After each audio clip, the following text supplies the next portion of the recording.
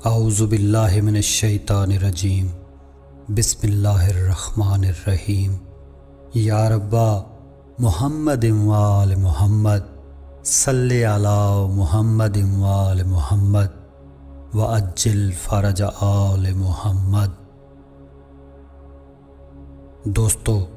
جیسا کہ اب سارا زمانہ جانتا ہے کہ جمن شاہ وہ مقام ہے جہاں سے اسلام کی 1400 سالہ تاریخ میں پہلی بار اجتماعی طور پر دعا و انتظار و نصرت امام آخر الزمان امام مہدی اجل اللہ فرجہ شریف کو فریضہ واجب بلکہ اوجب قرار دیتے ہوئے اس وقت اجتماعی دعاؤں کا سلسلہ شروع کیا گیا کہ جس وقت اس ذات کا نام پاک بھی سوائے چند مخصوص لوگوں کے کسی کو یاد نہ تھا۔ سارا زمانہ عرفانیاتی لحاظ سے ظلمت کی عمیق گہرائیوں میں آخری سانس لے رہا تھا۔ اس وقت ظہور امام مہدی اجل اللہ فرجہ شریف کی طرف توجہ دلوانے والا دنیا بھر میں یہ پہلا مقام تھا۔ یہ پہلا مقام تھا کہ جہاں دن رات اس نجات دہندہ کو پکارا جا رہا تھا اور صرف ان کا انتظار ہو رہا تھا۔ یہ پہلا مقام تھا جہاں چھوٹے بڑے ان کی آمد کی نشانیاں کھوجتے اور کسی بھی نشانی کے پورا ہونے پر خوشی مناتے نظر آتے تھے۔ 1400 سال میں پہلی بار اس مقام سے یہ بتایا گیا کہ خاندان نبوت صلی اللہ علیہ وآلہ وسلم نے دوبارہ اس جہان میں آباد بھی ہونا ہے۔ اس دھرتی پر پاک خاندان علیہ السلام کی ابدی حکومت بھی قائم ہونی ہے۔ یہی جمن شاہی وہ مقام ہے جہاں سے ایام غم کے ساتھ ساتھ پاک خاندان علیہ السلام کی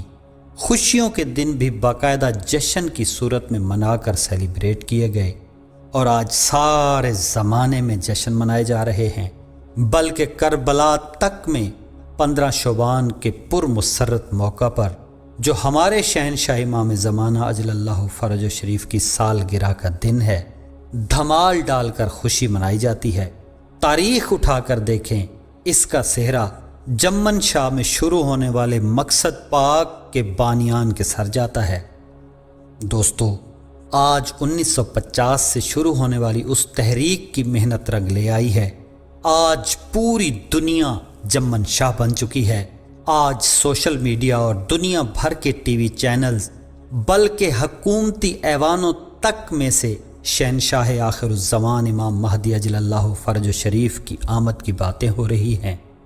کئی خوش نصیب چہرے اس خبر پر گل و گلزار کی طرح کھل اٹھتے ہیں اور کئی چہروں پر موت کی زردی طاری ہو جاتی ہے۔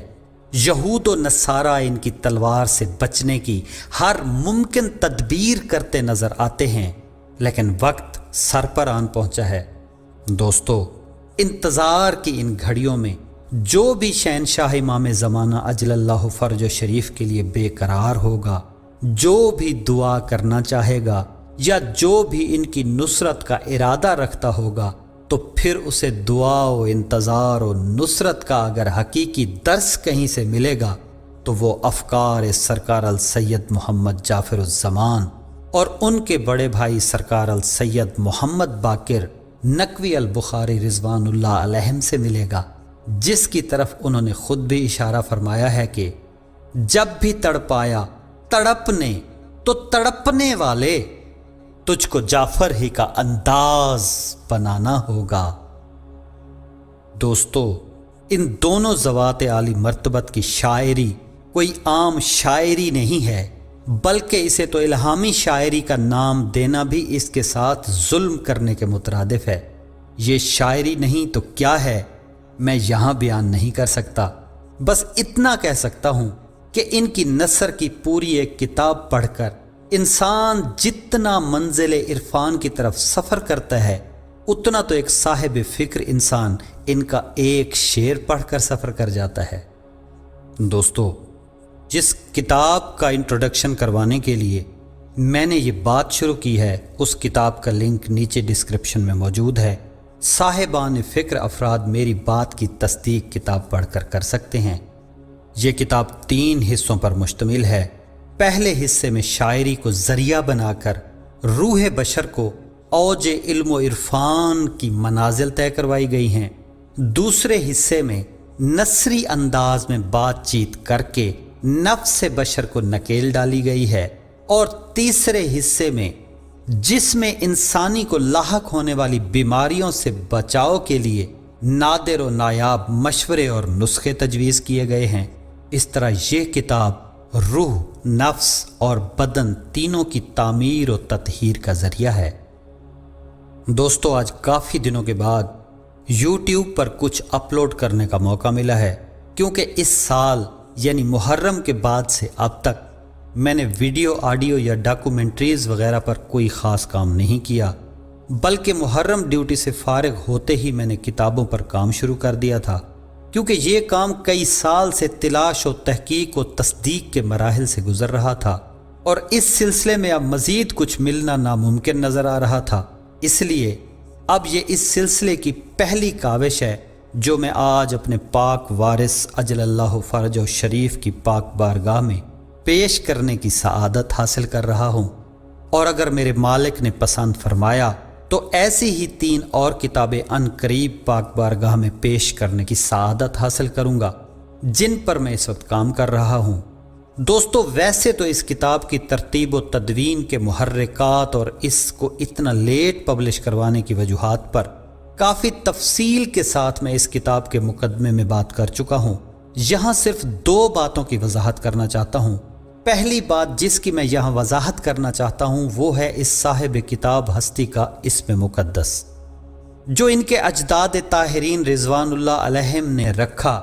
پھر انہوں نے خود بھی ہمیشہ اسی طرح اس نام کو پسند فرمایا۔ ان کے شجرہ مبارک میں بھی یہی اسم مقدس درج ہے، اور وہ اسم مقدس ہے مخدوم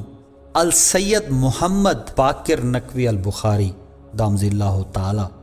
یہ وضاحت اس لیے کر رہا ہوں کیونکہ اکثر اپنے پرائے لوگوں کو یہ اشتباہ ہوا ہے کہ شاید سرکار السید محمد جعفر الزمان نقوی البخاری سرکار کے اسم مقدس کی طرح ان کا اسم مقدس بھی السید محمد باقر الزمان نقوی البخاری دامضی اللہ تعالی ہے، لیکن عقیدت اور محبت ان تمام چیزوں سے ماورا ہے، اس میں تو اپنے محبوب کو کچھ بھی پکارا جا سکتا ہے۔ اور دوستو، دوسری گزارش یہ کرنی تھی کہ یہ کتاب کسی مبتدی یعنی بگنر کے لیے بالکل نہیں ہے، اس لیے وہ افراد جو آل محمد علیہ السلام کی معرفت کے حصول کے حقیقی طلبگار ہوں اور انتہائی وسیع ظرف رکھتے ہوں، صرف وہ اس کتاب کو پڑھیں، ورنہ جیسا کہ قرآن پاک نے ایک نکتہ بیان کیا ہے کہ یضل بہ کثیرا و یہدی بہ کثیرا، کہ ایک کثیر تعداد مجھے پڑھ کر گمراہ ہو جائے گی اور ایسے ہی ایک کثیر تعداد مجھ سے ہدایت پا لے گی۔ تو دوستو، ایسی ہی کچھ مثال اس کتاب کی ہے کہ جس میں بیان کیے گئے علم و عرفان کی بلندی پر نظر کرتے کرتے بڑے بڑے امامے پس پشت گرتے نظر آئیں گے، اور معرفت کاملہ کے دعوے داروں کے ماتھے بھی پسینے سے شرابور ہو جائیں گے، کیونکہ اس کتاب میں ادب و احترام منصوبات و عرفان حقیقی کی جو منزلیں عبور کروائی گئی ہیں، انہیں پڑھ کر نفس امارہ انسان کے اندر اس توحید کو سر بلند کر دیتا ہے جس نے شیطان کے اندر سر بلند ہو کر اسے راندہ درگاہ کر دیا تھا۔ خالق تو چاہتا تھا کہ وہ میرے بنائے ہوئے یعنی میری نسبت کے سامنے سر بسجود ہو جائے، یعنی توحید سے تو ہمیں قدم قدم پر نسبتوں کے احترام کا درس ملتا ہے، بلکہ حقیقت تو یہ ہے کہ نسبت کے احترام سے ہی توحید ملتی ہے۔ ذرا سی غفلت کر کے دیکھیں، توحید راندہ درگاہ کر دیتی ہے، جیسے شیطان نے صرف ایک نسبت کا انکار کیا اور راندہ درگاہ ہو گیا۔ کتنی عجیب بات ہے کہ نسبت کا صرف ایک انکار اس کی ہزاروں سال کی خدا کی عبادت پر بھاری پڑ گیا۔ کبھی کسی نے اس بات پر غور کیا ہے کہ نسبت میں ایسا کون سا راز پوشیدہ ہے جو وقت آنے پر خود خدا کی ہزاروں سال کی عبادت پر بھی فوقیت لے جاتا ہے؟ دوستو، ایسے ہی ہزاروں نہاں رازوں کی امین ہے یہ کتاب۔ یہ کوئی عام کتاب نہیں ہے، بلکہ دین آل محمد علیہ السلام کی اصل ہے۔ اصل کہتے ہیں جڑ کو، اور یہ وہ اصل ہے جو باقی ہر قسم کی اصل کو، چاہے وہ ابلیسی ہو یا نفسی ہو، اجتہادی ہو یا بغض و حسد کی، جاہ و حشم کی ہو یا ابلیسی عبادات کی، اسے جڑ سے اکھاڑ پھینکنے کی طاقت رکھتی ہے۔ شرط صرف اور صرف ایک ہے، جس کا نام ہے خلوص۔ بس آپ طالب صادق بن کر ایک بار اپنی جھولی پھیلا کر اس کتاب کو پڑھیں تو صحیح، پھر دیکھیں۔ تو دوستو، میں عرض کر رہا تھا کہ نسبتوں کا انکار ہی دراصل توحید حقیقی کا انکار ہے۔ اب کوئی کہے کہ میں انبیاء کو نہیں مانتا، کوئی کہے کہ میں کعبے کو سجدہ نہیں کرتا، کوئی کہے کہ میں قرآن کو نہیں مانتا، کوئی کہے کہ میں صفا و مروہ پر نہیں دوڑوں گا، کوئی کہے کہ میں قربانی کے جانور کا احترام نہیں کر سکتا، کوئی کہے کہ میں مینا میں موجود 3 شیطانوں کو کنکریاں نہیں ماروں گا۔ کسی ایک نسبت کا انکار تو کر کے دیکھیں، رزلٹ وہی ملے گا جو ابلیس کو ملا۔ لیکن اصل سمجھنے والی بات یہ ہے کہ خالق اکبر قرآن مقدس میں گزرے زمانوں کی کہانیاں بیان کر کے اپنے محبوب صلی اللہ علیہ وآلہ وسلم کی امت کو سبق پڑھا رہا ہے، ان نسبتوں کے عرفان کا کہ جن کا انکار دراصل خدا کا انکار ہے، جن کا ادب رب اکبر کا ادب ہے، جن کا احترام ایسے واجب ہے جیسے خدا کا احترام۔ انہی کے عرفان سے خدا کا عرفان حاصل ہوتا ہے، انہی کے عرفان کے بعد انسان تخیلاتی توحید کی دیواروں کو توڑ کر توحید حقیقی کے سامنے سر بسجود ہوتا ہے، کیونکہ نسبت سے ہی انسان حقیقت کے عروج تک جا پہنچتا ہے۔ البتہ شیطان کا ایک کاریوار ہے جس سے وہ بڑوں بڑوں کی گردن توڑ کے رکھ دیتا ہے، اور وہ ہے وسوسہ۔ وہ دل میں یہ وسوسہ ڈال دیتا ہے کہ کہیں نسبت کے احترام کی وجہ سے تو توحید میں شرک تو نہیں کر رہا، اور اسی وسوسے کا ڈنک ہی اکثریت کو لے ڈوبتا ہے۔ حالانکہ نسبت کا عرفان و احترام جیسے جیسے بلند ہوتا ہے، عظمت توحید کی ازلی حقیقت کے نور کا شعور انسانی پر نزول اتنی ہی تیزی سے شروع ہو جاتا ہے، جس سے توحید حقیقی کا ادراک حاصل ہوتا ہے، اور یہی وہ ادراک ہے جس سے شیطان خائف ہے، اور وہ ہر ممکن طریقے سے انسان کو منزل عرفان کے اس عروج تک جانے سے روکنے کی کوشش کرتا ہے۔ تو دوستو، میری پھر آپ سے گزارش ہے کہ اس کتاب کو صرف وہ پڑھے جو عرفان کی کم از کم 12 یا 14 منازل طے کر چکا ہو، کیونکہ وہاں سے تو اس کتاب کی ابتدا ہو رہی ہے، اور جو ابھی پہلی منزل کے لیے بھی شک میں مبتلا ہے کہ پتہ نہیں یہ منزل ہے بھی یا نہیں، اور اگر منزل پر تو یقین آ جائے،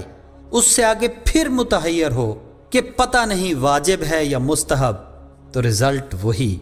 یذل بہ کثیرن والا ہی نکلے گا۔ ہاں، ایک آسان راستہ اور بھی ہے، اور وہ یہ ہے کہ پاک بارگاہ سے توفیق طلب کی جائے، اور اگر توفیق مل جائے تو پھر جعفر جے مالک کرم کرے وچ آن کے مسند لاوے، وہ چاہے ظاہراً آ کے لگا دے یا من کے اندر لگا دے۔ جعفر جے مالک کرم کرے وچ آن کے مسند لاوے، پچھے عرش دا منہ چنگڑاوے بھانڈا مٹی دا۔ الحمدللہ و شکرن اللہ و شکرن صاحب الزمان و مرشد الکریم و مرشد الکریم و مرشد الکریم۔